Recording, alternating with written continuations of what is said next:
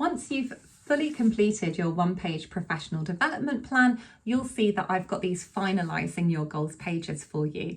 If you've ever done SMART goals before, if you've ever set SMART goals, some of what's in here might feel familiar, but you'll also see I've incorporated some other things to really help you think about the goal and feel motivated and inspired to get going with it. So for finalising your goals, you have got space. I'll just show you. There are several pages here. You've got space for 7 goals in total. And that is because I don't think it's a great idea to be focusing on many more than that throughout the year. Unless you're setting yourself teeny tiny little goals, it can just be overwhelming to have more than that. I think 3 is a great number to be starting with, but anything between 3 and 7 is fine. As long as you don't try and do all 7 at once, then you're just going to find yourself going so slowly and like you're not achieving anything at all. So for the finalising your goals section, I'll just explain what there is in here. So it's got my goal is to. So you just write down the headline of the goal. This goal is important to me because. Now, when we're finding it hard to finish off a project or see through a goal, it can often be because we've lost sight of why it's so important. So having this in here as a reminder can be really helpful. Then the people and resources I can turn to for help achieving this goal are: often we're going to get stuck when we're working towards a goal. We're going to need a bit of support. So that question is there to help you really think about that.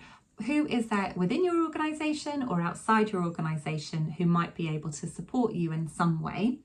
And what are the resources? So it could be the HR Coffee Time podcast. It could be something completely different.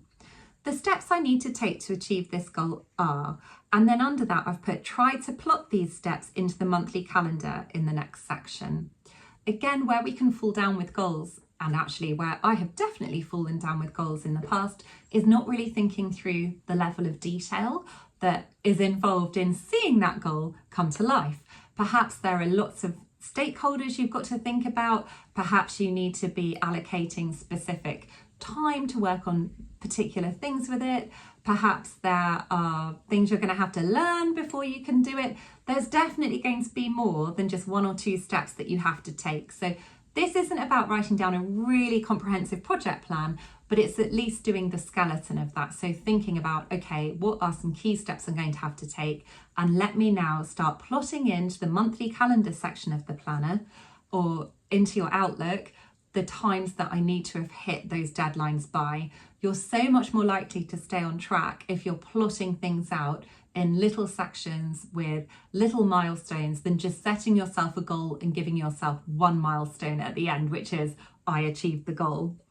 The date I'd like to have achieved this goal by, and then make sure you pop that in your calendar.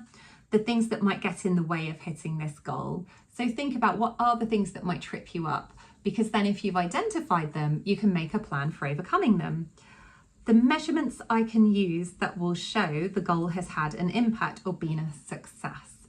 This is so helpful for you, for your career. So for your CV, you're going to be able to put some sort of measurement on there, but also within the organisation to signal to everyone that it's been a success. So this is a great time to be thinking about things like data or metrics within the organisation. There might be things that exist already, or there might be things you want to bring in. Now, you may be someone who loves this level of detail, or you may be someone who's thinking, oh no, I'm just going to put the planner away now and never look at it again.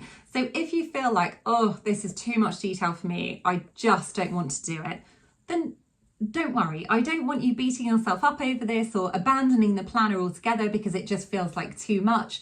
You can just skip these pages. That's absolutely fine. But if you are someone who likes detail, or who you know that actually you get all fired up about a goal and then find it hard to see it through, then these pages can be incredibly helpful. And you're probably not going to fill in all 7 at first. What I tend to find is that I tend to identify 1 or 2 goals I'm going to be getting started with, and then I go into the detail of plotting it all out here. Then later on in the year, when actually there's a different goal I want to start focusing on, I come back to this page or these pages and I use it then.